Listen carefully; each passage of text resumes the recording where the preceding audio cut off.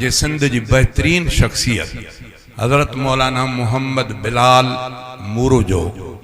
चानारी कोटलालू दरिया खान मरी उनजो भी कम चानारी गोठा उतों जा उस्ताद मोहतरम आ वॾा सालिह इंसान हुया वॾा सालिह इंसान आ उन्हनि जो वाक़ियो भी हिकिड़ो ईअं आहे ठेड़ीअ में उस्ताद हुया हितां कुछ दुकान तो को सौदो खयूं कपिड़े की थैली आया पंधु हूंदो पंहिंजे ॻोठ खां 2-3 किलोमीटर कोटलालू स्टेशन उते अचे वेठा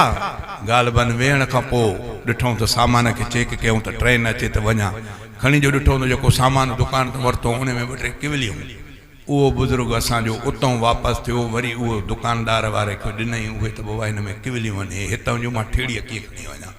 असांजी सिंध में भी अहिड़ियूं हस्तियूं हज़रत साईं त पुराणो वाक़ियो ॿुधायो इमाम गज़ाली रहमतुल्लाह अलैह जो पर तव्हांजी सिंध बि वलियनि खां ख़ाली न अथव अल्लाह खां दुआ थो कयां उहा निस्बत ही आहे मदरसा आलिम दीनदार जेतिरो वेझो ईंदव तेतिरो पंहिंजो फ़ाइदो थींदो आलिमनि खे अलाह कंदो त उन्हनि सां लेखो ई कोन्हे